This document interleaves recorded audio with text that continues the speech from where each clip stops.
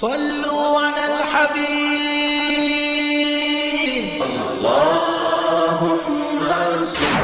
حضور صلی اللہ علیہ وسلم کو تو یقین تھا نا کہ میں اللہ کا نبی ہوں، میرا سٹیٹس کیا ہے. وَاعْلَمُوا أَنَّ فِيكُمْ رَسُولَ اللَّهِ. وہ قرآن جو تھا وہ براہ راست رسول اللہ صلی اللہ علیہ وسلم کے قلب پر نازل ہوا.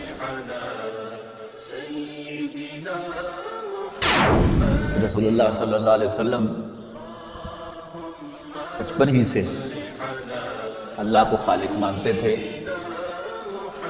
اور عبادت کے لائق مانتے تھے اور اس کی عبادت میں کسی اور کا شریک نہیں کرتے تھے. الحمدللہ رب العالمین والعاقبۃ للمتقین والصلاۃ والسلام علی رسولہ الکریم. اما بعد،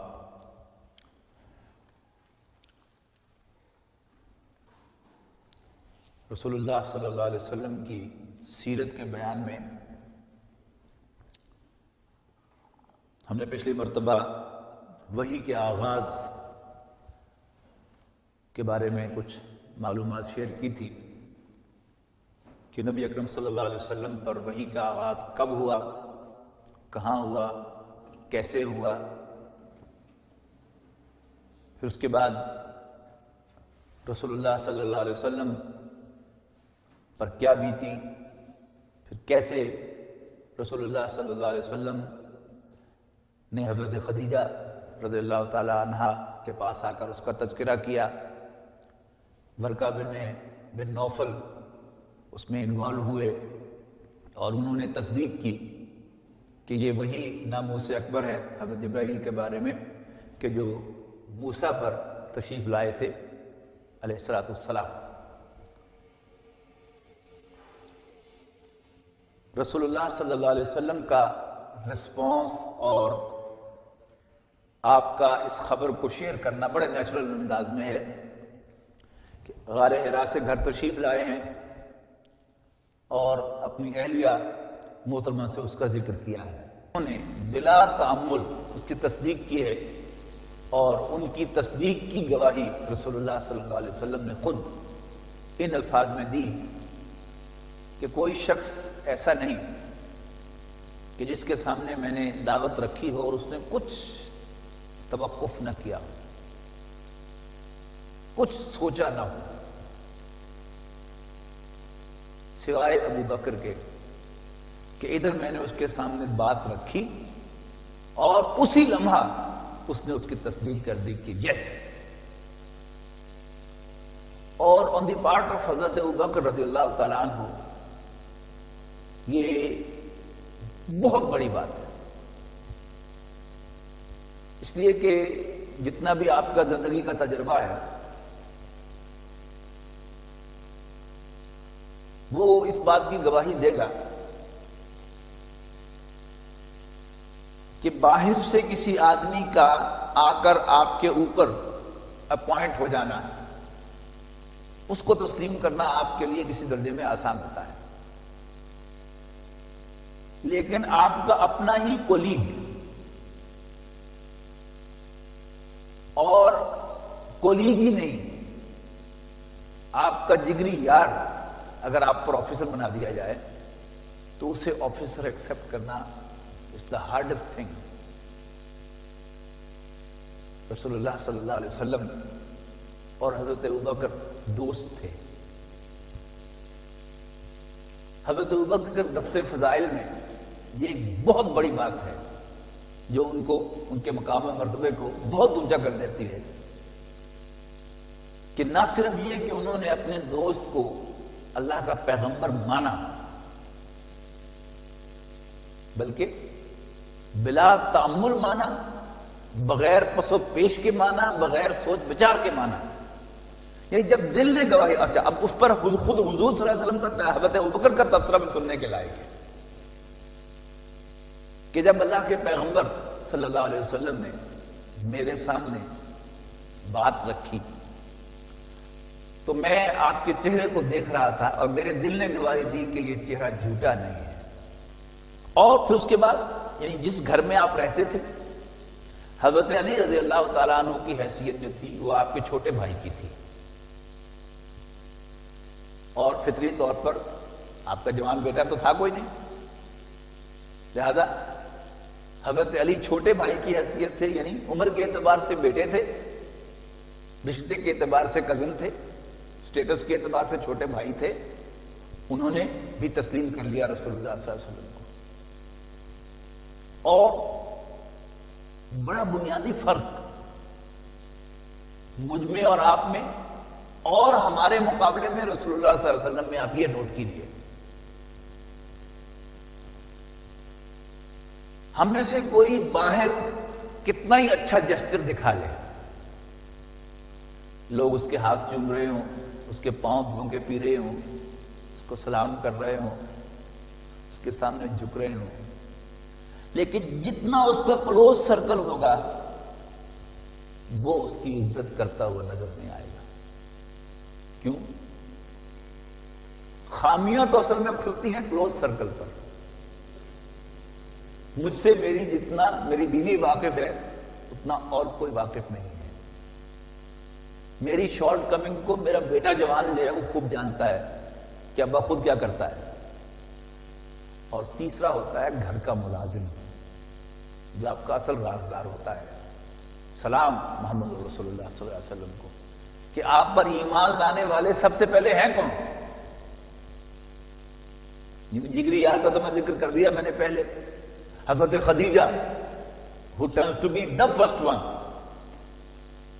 بیوی جس نے اپنے شوہر میں کہیں کوئی فلا، کوئی خامی، کوئی نقص، کوئی برائی دیکھی نہیں۔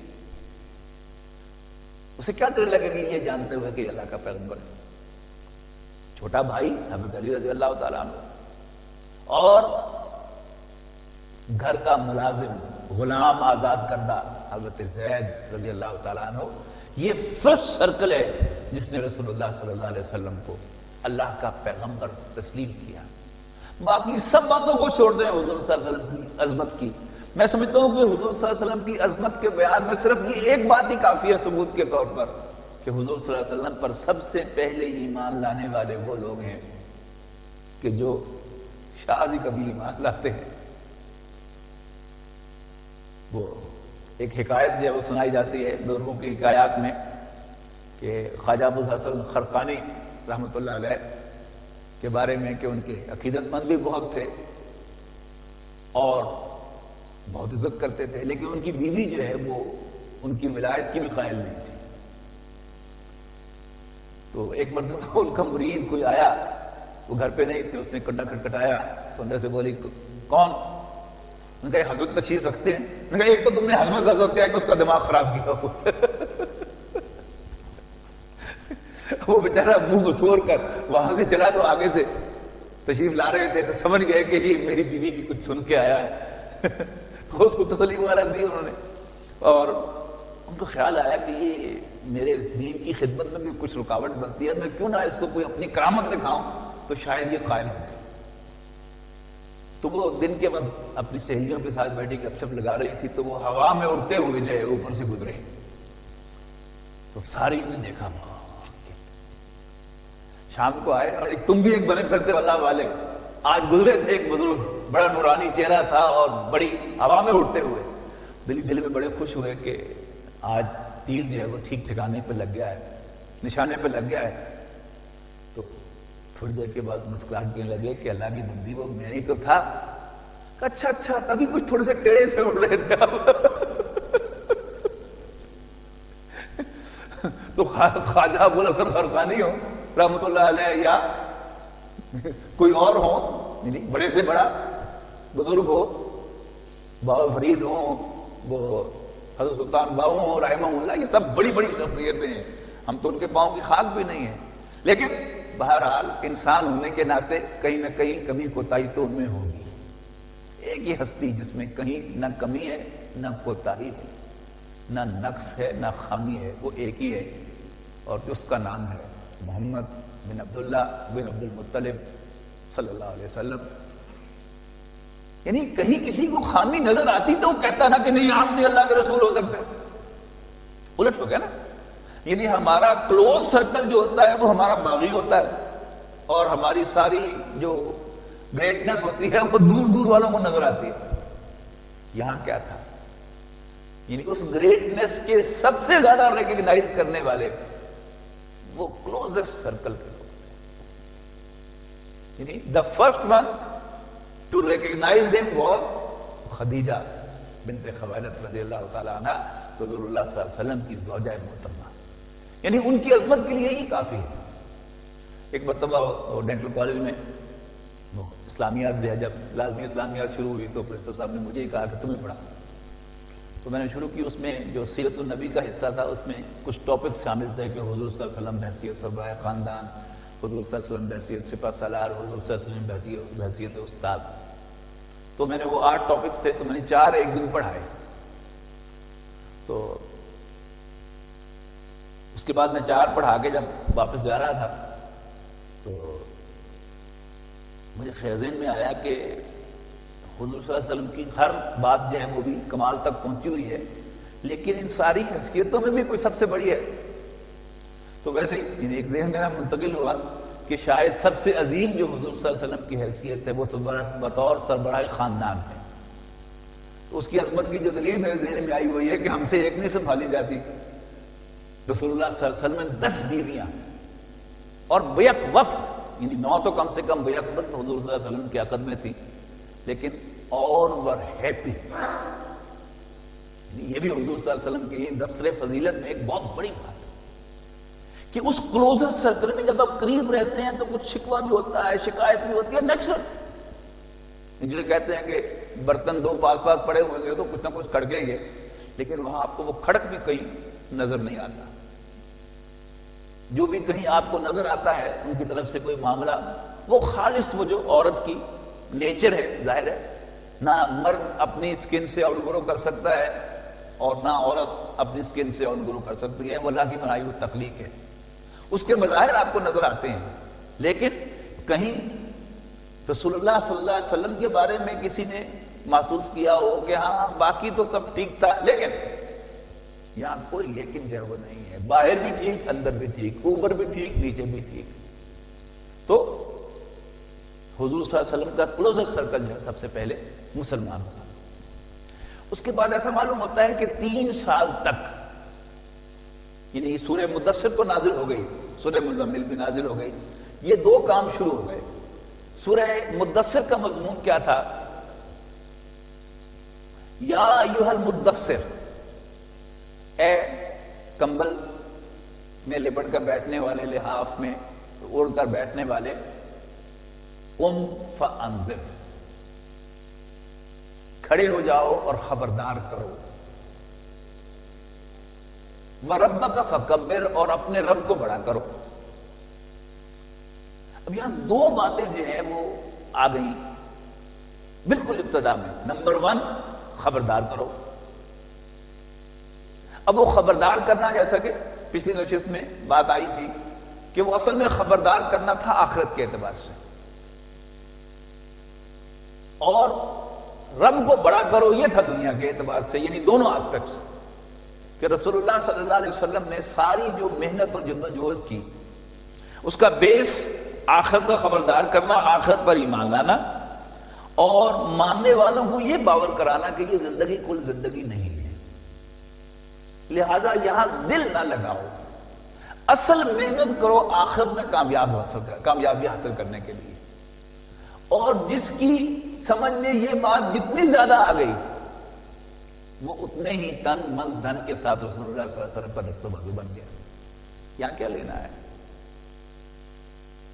یہاں لگا دو، کھپا دو، سب کچھ جو ہے آخرت میں ملے گا. یہاں تک کہ وہ جو شہادت کی موت کی تمنا ہے اس کی بیس یہی تھی کہ جنت ملے گی، آخرت میں کامیابی ہوگی، اور دنیا میں اللہ کو بڑا کرنا، اپنے رب کو بڑا کر، یعنی اللہ تعالیٰ کا حکم یہاں پر چلا.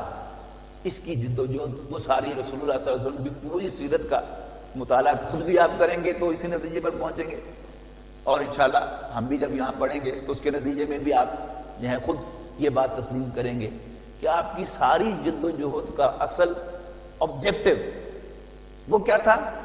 اللہ کی کبریائی کو اس زمین پر قائم کر دینا.